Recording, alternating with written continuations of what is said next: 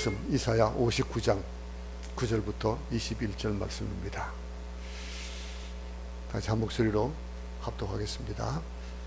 그러므로 정의가 우리에게서 멀고 공의가 우리에게 미치지 못한즉 우리가 빛을 바라나 어두움뿐이요 밝은 것을 바라나 캄캄한 가운데 행함으로 우리가 맹인같이 담을 더듬으며 눈 없는 자같이 두루 더듬으며 낮에도 황혼때같이 넘어지니 우리는 강장한 자 중에서도 죽은 자 같은지라. 우리가 곰같이 부르짖으며 비둘기같이 슬피 울며 정의를 바라나 없고 구원을 바라나 우리에게서 멀도다. 이는 우리의 허물이 주의 앞에 심히 많으며 우리의 죄가 우리를 쳐서 증언하오니 이는 우리의 허물이 우리와 함께 있음이니라. 우리의 죄악을 우리가 아나이다. 우리가 여호와를 배반하고 속였으며 우리 하나님을 따르는 데에서 돌이켜 포악과 패역을 말하며 거짓말을 마음에 잉태하여 나으니 정의가 뒤로 물리침이 되고 공의가 멀리 섰으며 성실이 거리에 엎드러지고 정직이 나타나지 못하는도다. 성실이 없어짐으로 악을 떠나는 자가 탈취를 당하는도다.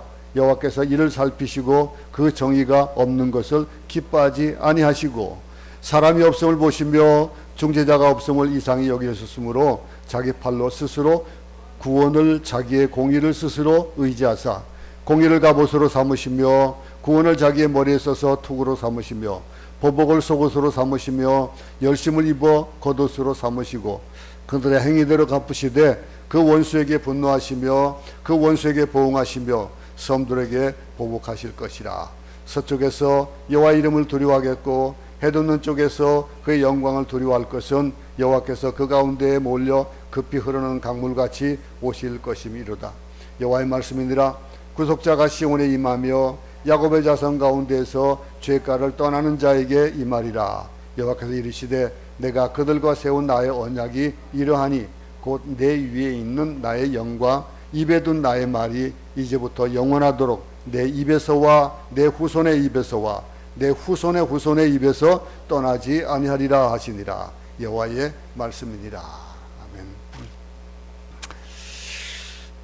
이스라엘 백성들에게 하나님께서는 너희들이 심판이 왜 일어났는지 깨달으라 라고 하시면서 계속해서 죄에 대한 것들을 지적해 주셨고 이 저자를 통해서 많은 것들을 일러주시면서 그러면서 뭐라고 했습니까? 57장에서는 회개하라 그랬었거든요.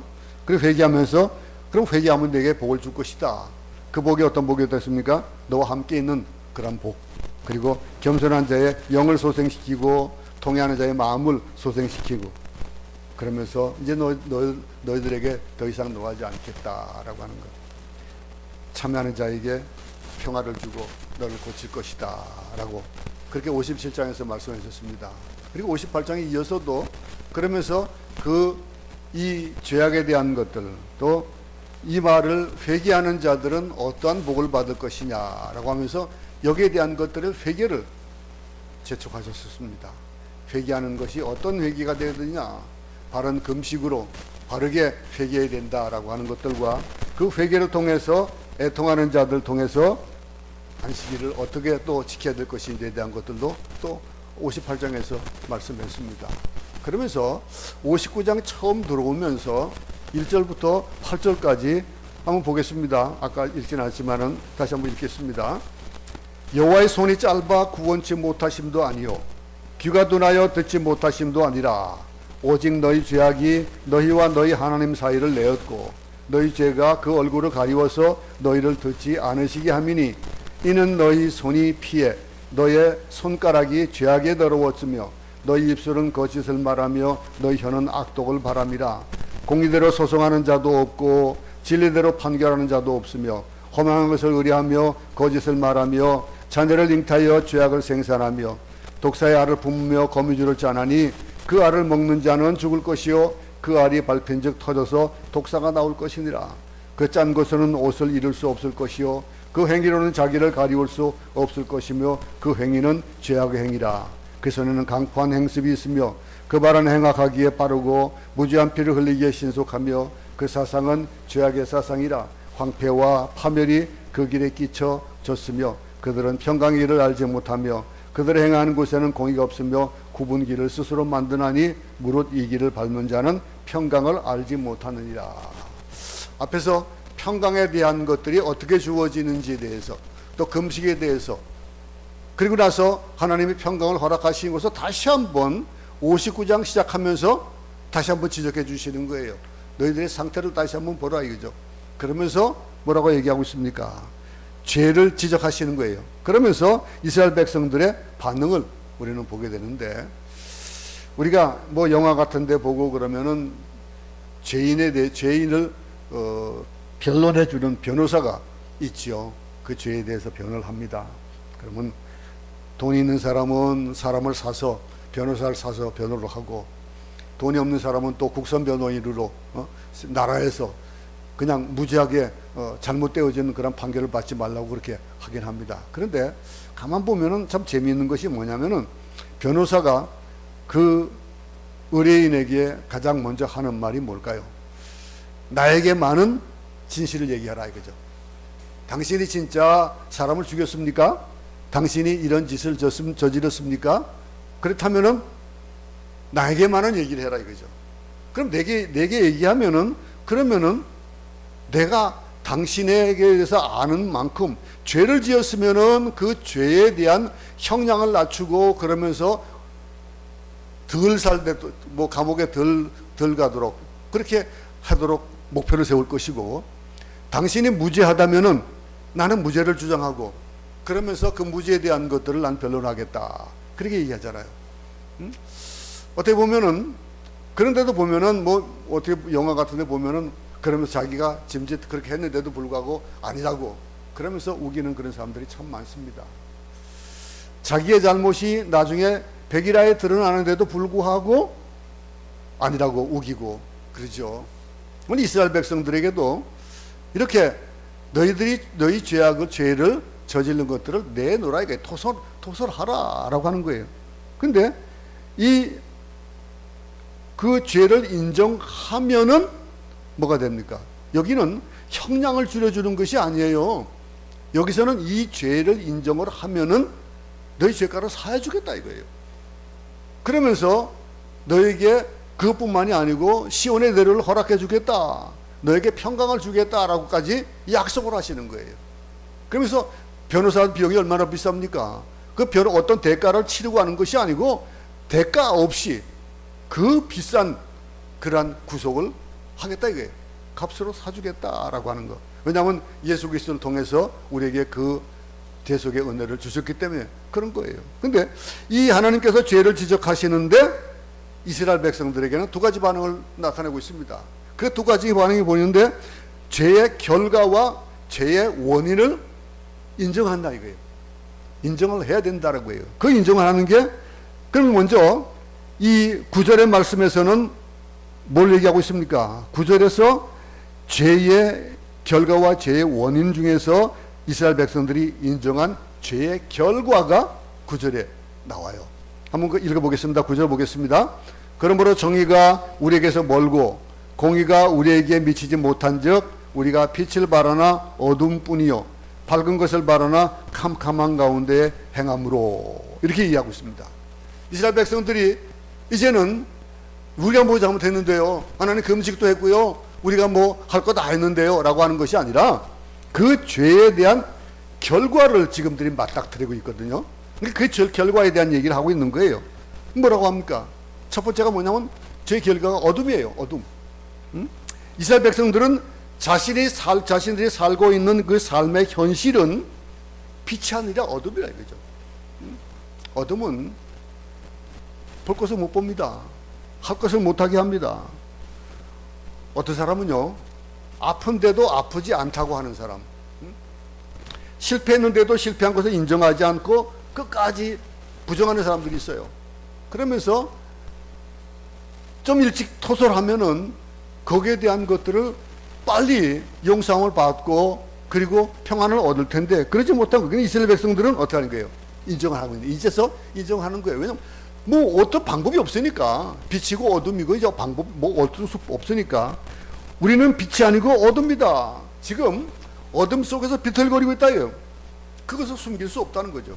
그러면서 인정할 수밖에 없다 이렇게 얘기하면서 뭐라고 얘기합니까? 공의가 멀리 있고 정의가 우리에게 미치지 못하고 흑암과 죽음만이 가득하다. 이것을 인정을 하고 있는 거예요. 그러면서 또 뭐라고 합니까? 이 죄의 결과의 또 한 가지가 뭐냐면 맹인이에요. 맹인. 죄의 결과로 눈을 보지 못하는 자가 되었다 이거예요. 자 봅시다. 10절 보겠습니다. 우리가 맹인같이 담을 더듬으며 눈 없는 자같이 두루 더듬으며 낮에도 황혼때같이 넘어지니 우리는 강장한 자 중에서도 죽은 자 같은지라. 참, 이 말씀을 보면은 죄를 지은 사람의 모습이 너무나 생생하게 묘사되어 있습니다.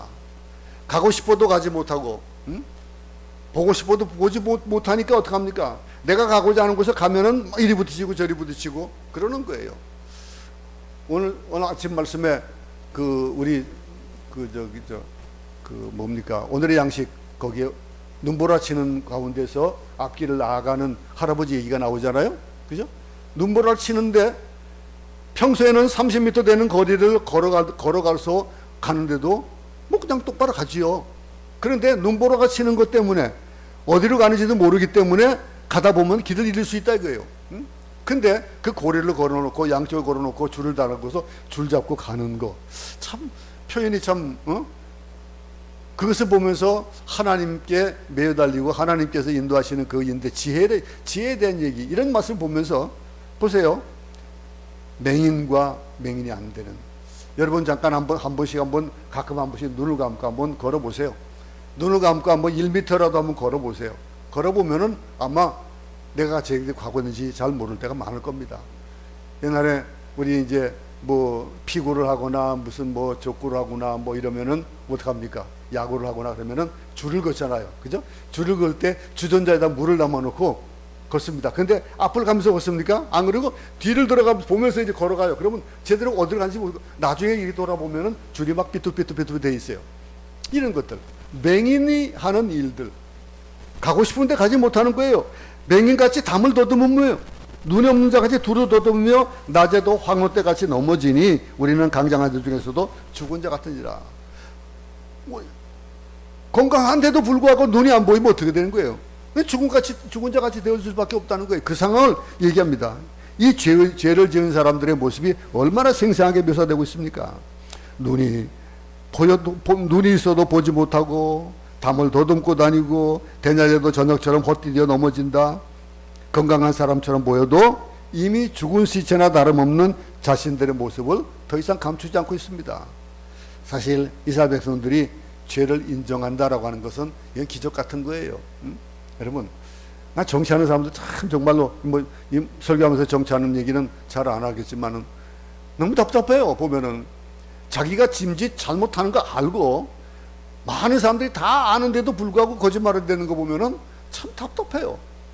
이스라엘 백성들이 그랬어요. 자기들이 지금 바벨론의 포로 생활을 하고 이렇게 어려운 일을 당하고 있는데도 우리가 뭐 잘못했냐 이거예요. 하나님 왜 이러냐 이거예요. 우리 하나님 선민 아닙니까? 그래가면서 바등바등 거리던 사람들이에요. 근데 은혜는요, 자기가 죄인인 것을 감추지 않을 때 은혜가 오는 거예요. 죄를 토설할 때, 그럴 때 그 고통은 정말로 말로 못하죠. 왜냐하면 고백한다는 거, 그것이 잘못을 고백하는 거, 이건 고통일 수 있어요. 자존심이 상한 사람일수록 그렇습니다. 내가 잘못했다라고 하는 것을 나타낸다라고 하는 건, 이건 죽기 못해 싫은 사람들, 자존심 강한 사람들 얼마나 많습니까? 그런데 그것을 토설하고 나면 참 아름다운 거예요. 은혜가 있는 거예요. 고백은요, 우리에게 희망과 꿈을 줍니다. 고백은 우리가 고백한다는 사실은 우리가 죄악을 고백할 때 하나님께서 그것을 들으시고 용서하신다, 사하신다라고 하는 것들을 믿기 때문에 고백하는 거 아니겠어요? 그런데 회개하는 거 아니겠어요? 그런데 여기 보세요. 죄의 결과로 또 한 가지, 이 어둠이고 맹인이고, 그게 또 한 가지가 뭡니까? 비참함이에요. 11절 보겠습니다. 우리가 곰같이 부르짖으며 비둘기같이 슬피 울며 정의를 바라나 없고 구원을 바라나 우리에게서 멀도다. 여러분, 이스라엘 백성들이 만약에 곰이 상처를 입었다 생각합시다. 상처 안 입어도 곰 우는 거 들어보면 참 차량해 보면 보여요. 뭐 아주 처량하잖아요. 근데 곰같이 운다. 상처받은 곰처럼 울부짖고 집 잃은 비둘기같이 울부짖는다는 거예요. 그 슬프게 우는데 자기들에게 임하는 공의는 안 보인다는 거, 없다는 거예요. 점점 구원은 멀어진다라고 하는 것들을 인정하는 거예요. 인정함이 있을 때에 공의가 나타나고 구원이 내 편이 되어진다는 거예요. 원하지 않던 결과를 얻을 때 우리가 얼굴을 찌푸리고 막 인상 쓰고 가슴이 찢어지는 고통 가운데서 왜 이런 일이 생겼지라고 생각하는, 원인을 생각하는 거. 제가 우리 꼬맹이들 무슨 뭘 고쳐주거나 누구 뭐 제 아내가 뭘 고장낸 거 가져오게 되면은 하는 얘기가 가장 먼저 뭐냐면 뭘 모른다, 못한다라고 하면은 거기에 원인을 생각해 보자 이거예요. 이걸 어떻게 하면은 어떻게 되겠다라고 하는 걸 한번 근원을 한번 생각해 보자 이거죠. 그러면은 해결점이 나와요. 근원을 알면은 해결점이 나오는 거예요. 근데 죄악의 결과를 인정한 이스라엘도 원인에 대해서 곰곰이 생각해 보기 시작합니다. 처음에는 굉장히 황당하다고 그랬어요. 처음에는 이런 결과 이게 말도 안 된다라고 거부하던 사람들이거든요. 근데 그 비참한 결과 앞에서 이유를 가만히 묵상하는 거예요. 12절에 보니까 뭐라고 합니까? 봅시다. 이는 우리의 허물이 주의 앞에 심히 많으며 우리의 죄가 우리를 쳐서 증언하오니 이는 우리의 허물이 우리와 함께 있음이니라. 우리의 죄악을 우리가 아나이다. 처음에는 죄가 없다고 막 우겼지만은 가만히 묵상해 보니까 죄를 인정할 수밖에 없는 거예요. 그래서 이스라엘 백성들이 뭐랍니까? 그렇습니다, 주님. 우리가요, 제가 하나님 앞에서 너무 많은 죄를 졌습니다. 근데 우리의 허물을 우리가 고발합니다. 내 잘못을 내가 고발하는, 우리의 죄가 우리에게 아직 있으니 우리의 사함을 허락해 주십시오. 우리가 사악한다는 것을, 내가 사악한 것을 인정하겠습니다라고 하는 거예요. 그 인정하는 것, 그러면서 그 원인을 묵상하는 거예요. 그 원인. 그럼 그 사악함이 어디서부터 왔을까? 그러니까 그 죄의 원인을, 결과를 놓고 보니까 지금 현재 상황을 보니까 이렇게 됐거든요.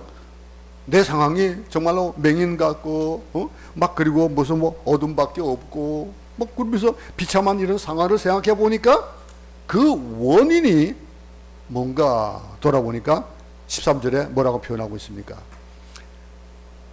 같이 합독합니다. 우리가 여호와를 배반하고 속였으며 우리 하나님을 따르는 데에서 돌이켜 포악과 폐역을 말하며 거짓말을 마음에 잉태하여 나으니. 그전에는 하나님 너무하십니다 그랬던 사람들이에요. 이게 어째 이럴 수 있습니까? 우리가 왜 선민인데 왜 바벨론의 포로가 되어집니까? 당시에 자기들이 섬기는 그 나라들마다 신이 있잖아요.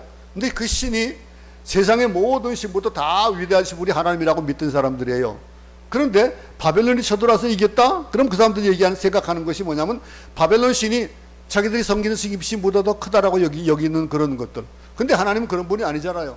그러다 보니까 그들이 생각하기를 잘못 생각하고 세상이 생각하듯이 우리 하나님 왜 이러십니까? 이렇게 약하신 분입니까? 라고 하는 그랬던 사람들이에요.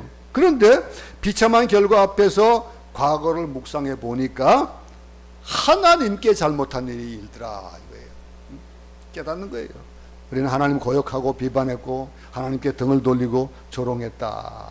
또 뒤에서 하나님에 대한 수군거림은 수군거렸다. 하나님보다 내 주목을 믿었다. 이렇게 얘기를 하고 있습니다. 어떻습니까? 우리는 어려움을 당할 때 그 힘든 일 속에서 그 힘든 일에 그냥 집착해가지고 그것만 바라보느라고 원인을 깨닫지 못하는 경우 없지 않습니까? 있지 않습니까? 어떻습니까? 그걸 깨달으면 깨달을수록 우리에게는 그 고통의 자리에서 물러가는 것이 빨라지는 거예요. 그 해결법이 우리에게 더 좋은 방법으로 보이는 그런 지혜가 생기는 거예요. 우리 눈에 영의 눈이 열리는 거예요. 인간은 하나님을 마치 개처럼 취급했다는 거예요. 존재하지 않는 것처럼 뒤에서 협잡과 음모를 꾸미고 반란을 꾸몄다. 반란을 음모했다라고 하는 걸 13절에 얘기해요. 여호와를 배반하고 속였다 이거예요. 하나님을 따르는 데서 돌이켜가지고 포악한 폐역을 말하고 거짓말을 마음에 잉태해서 나았다. 거짓말을 일삼았다 이거예요. 그런 얘기를. 그러면서 또 한 가지 죄의 원인을 얘기하는 거예요. 그게 14절 말씀입니다. 정의가 뒤로 물리침이 되고 공의가 멀리 섰으며 거리에 엎드러지고 정직이 나타나지 못하는도다. 뭡니까? 잘못된 사회예요. 그런 사람들이 모여 있으니 사회가 잘못될 수밖에요. 공동체가 잘못되어질 수밖에요. 보면은요, 그 공동체 안에 어떤 썩은 사고가 있을 경우에는 그것이 금방 퍼져갑니다. 마치 과일 바구니 속에 썩은 과일이 하나 있으면은 그것이 금방 퍼져나가듯이 그런 거예요. 근데 이 사회, 때때로 현실 사회를 바라보면서 우리가 욕할 때가 많아요. 현실이 왜 이러냐 이거죠. 보면은 어떤 사고가 나면은 막 거기에 사고에 대한 것들을 아픔이라도 그런데 초점 맞추기보다도 잘못 지적하려고 그래. 뭐든지 잘못만 지적하려고 그래요. 누구 때문이다, 누구 때문이다, 누구 때문이다. 근데 그것이 누구를 어떤 한 사람의 잘못을 얘기할 것이 아니라 그 사회가 그렇게 물들어 있는 것을 뭐예요? 정의가 뒤로 물리침이 되었다 이거예요. 공의가 멀리 섰다 이거예요. 성실이 거리에 엎드러져 버렸다 이거예요. 정직이 나타나지 못한다. 이렇게 14절에서 말하고 있는 거예요. 이것이 우리의 사회가 아니고 뭡니까? 우리 주위에 우리의 공동체가 가운데 어려움을 겪고 있는 공동체가 아니고 뭡니까? 질서를 지키지 못하고 잘못된 것을 그대로 인정하니까 공의는 멀어지고 성실은 길바리에 엎드러지고 정직은 나타나지 못했다. 이게 우리가 만든 거예요. 그거를 이들이 얘기하고 있는 거예요. 이스라엘 백성들이 당시에 이스라엘 백성들이 얘기하던 그 얘기로 치부하고 말 겁니까? 아니거든요. 지금의 우리예요. 지금의 우리가 그런 거예요. 우리 가정에 문제가 있다. 그럼 그 가정의 주축이 되는 내가 문제가 되는 거예요. 우리 사회에 우리 공동체에 어떤 문제가 있다. 그러면 그 공동체 안에 나 하나가 잘못되어지는 거예요. 그것 때문에 그렇게 되어진다는 거예요. 그렇게 생각을 하지라는 거예요. 그러면서 이 죄의 원인을 또 15절에서 뭐라고 얘기하고 있습니까? 성실이 없어짐으로 악을 떠나는 자가 탈취를 당하는도다. 여호와께서 이를 살피시고 그 정의가 없는 것을 기뻐하지 아니하시고 그랬거든요. 여기 성실이 없어지니까 악하게 살지 않으려는 사람들이 피해를 보는 거예요. 그게 요즘 잠깐만 세상 아닙니까? 정직하게 살려는 사람들이 거기에 대한 이득을 제대로 취할 수 있는 나라가 되어져요? 안 그러거든요. 이 사회는 약지 않으면 안 된다고 그러고, 남에게 빼앗기지 않으려면 내가 뺏어야 된다라고 하는 걸 가르치는 나라들이잖아요. 가르치는 그런 사회들이에요. 성실하게 살려는 사람들이 오히려 더 피해를 봅니다. 이걸 보시고 하나님께서는 슬퍼하신다라고 하는 거. 이스라엘 백성들은 하나님의 책망 앞에서 자신들의 죄를 인정하고 고백했습니다. 이스라엘이 하나님 앞에서 허물을 인정하고 고백했을 때에 그때에 하나님의 구원이 온다는 거예요. 이 전제가 되어지는 겁니다. 이때 구원이 시작되어지는 거예요. 죄를 인정하고 고백하는 거, 그것은 끝이 아니에요. 끝이 아니고 시작인 거예요. 하나님의 슬픔이 인간의 구원의 시작이 되어지는 거예요. 참. 하나님은요, 이스라엘이 처한 상황을 어떻게 보고 계세요? 매우 슬퍼하시는 거예요. 가슴 아파하시는 거예요. 고통스러워하셨고 괴로워하셨습니다. 그래서 인간의 구원에 개입을 하시는데 어떻게 개입하고 계십니까? 그 다음 16절 보겠습니다. 사람이 없음을 보시며 중재자가 없음을 이상히 여기셨으므로 자기 팔로 스스로 구원을 베푸시며 자기의 공의를 스스로 의지하사라고 합니다. 하나님께서 심판과 저주가 임한 인간을 불쌍히 여기셨다는 거예요. 다 죽어가는 인간을 구원하시기 위해서 중재자가 되셨다는 거예요. 그렇게 아끼고 사랑하는 인간이 죽음과 절망을 향해 가는 걸 보고 가만두고 볼 수 없다 이거예요. 아이가 잘못된 길로 갑니다. 그래서 자꾸 이제 이렇게 와 이리 하고서 꾸짖고 그러면서 돌이키기를 원합니다. 근데 가만 놔두면 어떻게 돼? 멸망길로 가는 거예요. 바벨론 포로 생활을 통해서 그들을 일깨워 주려고 하는데 그런 속에서도 깨우치지 못한다면 어떻게 되는 거예요? 그럼 멸망의 길로 갈 수밖에 없는 거예요. 그것이 세월이 흘러가는 거예요. 그러니 이 다 죽어가는 것, 상황이 이러다 보니까 어쩔 수 없이 그 가운데 어떤 사람이 나타나가지고 그걸 일끌어 주든지 그 가운데서 중재자가 나타나든지 해야 되는데 그것마저도 없더라 이거죠. 그것마저도. 그 말에는 그 속에는 선지자들도 없더란 얘기예요. 그 속에는 그 백성들을 이끌어 나갈 만한 지도자들도 보이지 않더라는 거죠. 구원하기에는 바르지 못하더라 이거죠. 그러면서 하나님이 직접 구원자 되시로 스스로 팔을 걷어붙이셨다 이거예요. 그런 표현입니다. 스스로 구원을 베푸시며 자기 팔로 스스로 구원을 베푸시고, 이거 뭐예요? 팔을 걷어붙이셨다는 거예요. 응? 내가 한다는 거예요. 직접 중재자가 되시고 구원자가 되시기로 하셨다. 그래서 누가 오신 겁니까? 예수께서 오신 거예요. 그거를 이어서 17절부터 19절에 말씀하고 있습니다. 다 같이 한 목소리 있습니다. 시작. 공의를 갑옷으로 삼으시며 자기의 머리에 써서 투구로 삼으시며 보복을 속옷으로 삼으시며 열심을 입어 겉옷으로 삼으시고 그들의 행위대로 갚으시되 그 원수에게 분노하시며 그 원수에게 보응하시며 섬들에게 보복하실 것이라. 서쪽에서 여호와 이름을 두려워하겠고 해돋는 쪽에서 그의 영광을 두려워할 것은 여호와께서 그 기운에 몰려 급히 흐르는 강물같이 오실 것이미로다. 이 말씀은 하나님께서 오시는 모습을 묘사하고 있는 거예요. 하나님께서 더 이상 보고만 계실 수가 없어가지고 일어나셔서 팔을 걷어붙이시고 스스로 인간의 구원자, 중보자, 중재자가 되셨다는 거예요. 인간을 구원하기 위해서 모든 것을 다 포기하시고 하나님께서 인간이 되셨다. 뭐라고 표현하고 있습니까? 하나님께서 공의를 갑옷으로 입으셨다. 갑옷은 뭐 할 때 입는 겁니까? 싸울 때 입는 겁니다. 그리고 구원을 투구 삼았습니다. 머리에 쓰고 보복을 속옷으로 입으시고 열심을 겉옷으로 두르셨습니다. 여기서 우리는 하나님의 용맹스러움, 능력 있는 모습, 아주 확실한 그런 확연한 결의에 찬 모습, 금방 뛰어나올 것 같은 하나님의 생생한 모습을 오늘 이 구절에서 볼 수 있는 겁니다. 이분이 어떻게, 뭐 때문에 오셨다고요? 나 때문에 오신 거예요. 나 때문에 이 일을 하신다는 거예요. 보복하고 안갚하시는 하나님의 모습은 반드시 인간을 구원하시겠다는 하나님의 의지로 보여주고 계신 거예요. 하나님께서 그들의 행위대로 갚으시고 적들에게 분노하시며 그 원수들에게 보응하시고 섬과 열방들을 공격하겠다 말씀하시는 거예요. 쉬운 예로 그렇습니다. 내 대신 좀 때려라. 그러니까 좀 살살 좀 때려주면 좋겠는데 내가 때리는 것보다 살살 좀 때리게 하려고 대신 좀 때리라고 시켰더니 너무 강하게 때리는 거예요. 너무 아프게 때리는 거예요. 이 괘씸한 거예요. 바벨론을 보고 이스라엘 백성들을 좀 혼 좀 내, 조금 좀 혼 좀 내 하고 했는데 이 사정 없이 막 그냥 때리치니까 하나님 화가 나신 거예요. 어떻게 됩니까?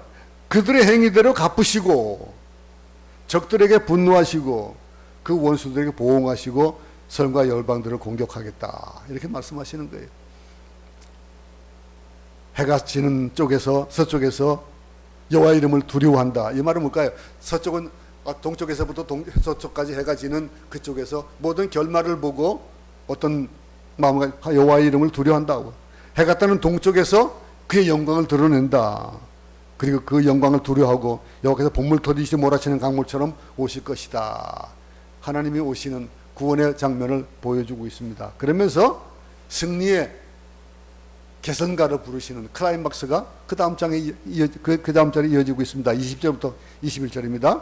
여호와의 말씀이니라. 구속자가 시온에 임하며 야곱의 자손 가운데에서 죄가를 떠나는 자에게 임하리라.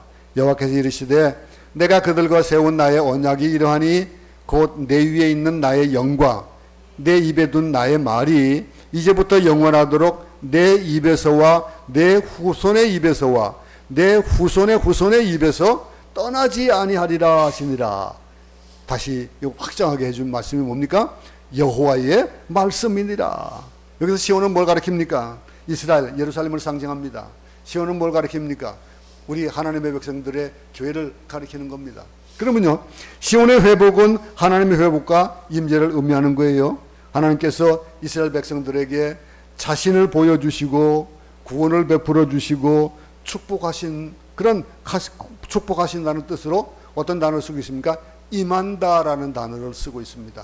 하나님의 임하심, 메시아에 대한 예언입니다. 어떻게 하나님이 인간을 구원하시는지를 보여주는 말씀이에요. 인간을 구원하시기 위해서 하나님께서 인간이 되셨습니다. 하나님의 희생이고 헌신입니다. 우리는 하나님을 위해서 희생한다는 단어를 잘 쓰기 합니다. 우리 희생을 하나님의 희생, 하나님을 위해서 헌신한다? 우리가 어떻게 하나님을 위해서 헌신합니까? 우리의 헌신과 감히 어떻게 비교할 수가 있냐 이거예요. 하나님께서 인간을 구원하시기 위해서 하나님 됨을 포기하셨다 그랬어요. 인간의 몸을 입고 세상에 오셔서 십자가에 죽으셨습니다. 우리가 이게 잘 아는 그런 빌립보서 2장 말씀이잖아요.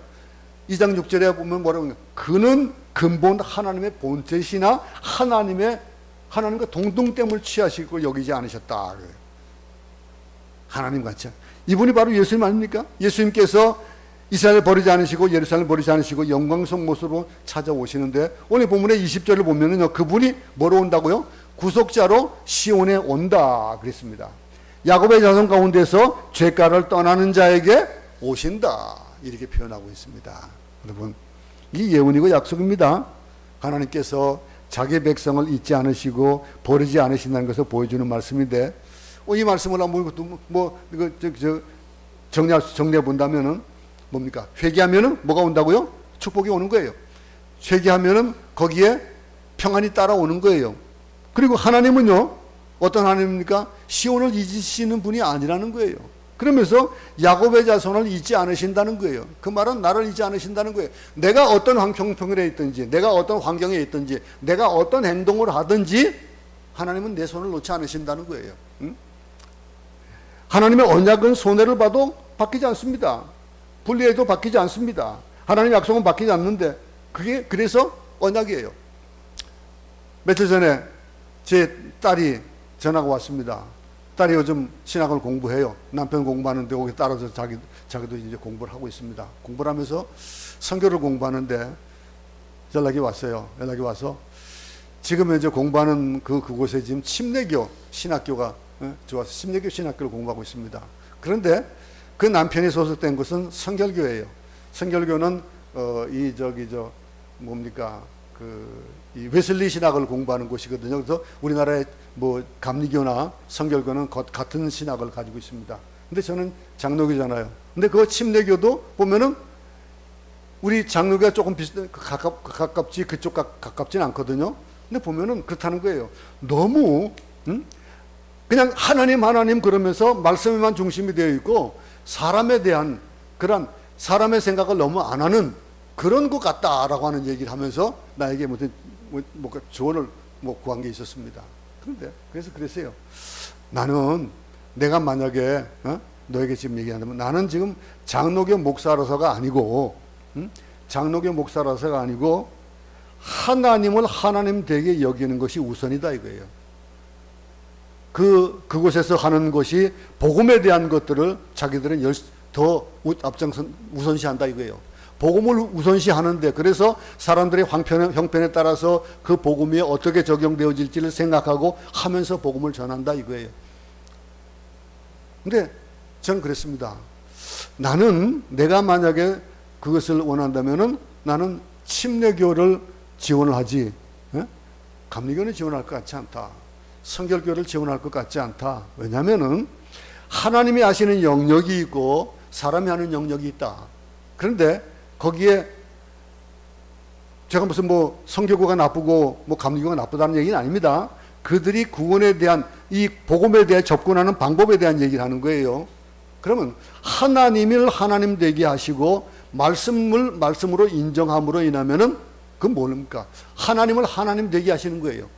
그러면 하나님의 영역이 있고 사람의 영역이 있는데 구원의 영역은 하나님의 영역입니다. 성령의 역사하는 거예요. 그러면 그 복음을 전하는 것, 물론 환경에 따라 형편에 따라서 복음을 전하는 방법은 달라야 됩니다. 너무 그냥 정지하고 이러면서 하는 건 안 되죠. 근데 그 영역에 대한 것들을 그래서 나는 침례교가 더 나는 가깝다고 여긴다. 그런 얘기를 했었습니다.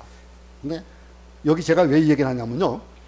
하나님의 언약은요, 바뀌지 않습니다. 불변하는 겁니다. 분리해도 바뀌지 않아요. 인간의 형편이 어때도 안 바뀌는 거예요. 영역이 있어요. 하나님의 영역. 하나님의 언약의 영역은요, 우리 인간은 그 언약을 회파하기도 합니다. 그 언약을 함부로 하기도 해요. 근데 하나님은 안 변하시는 거예요. 그럼 하나님을 하나님 되게 하는 거, 그 약속이 변하지 않는 그 언약, 하나님께서는요, 내가 그들과 세운 언약이 있다라고 하시는 거예요. 그 언약은 분리해도 잘못돼도 이루어지는데, 왜냐하면 언약은 지키는 것이거든요. 언약 지키는 것인데 스스로 언약을 하나님은 파괴하지 않습니다. 인간들이 파괴하는 거예요. 인간들이 언약을 파괴하는 거예요. 그럼 반드시 하나님이 지키시는데 우리가 꼭 기억해야 될 것은 우리의 죄는요, 하나님의 사랑을 이기지 못하는 거예요. 어쩔 수가 없는 겁니다. 우리의 실수와 허물이 하나님의 신실함을 가리지 못한다라고 하는 거. 오늘 본문에서 얘기하면 하나님은 여전히 신실하시고 끝까지 약속을 지키시고 이스라엘 백성들에게 하나님께서 약속하신 것.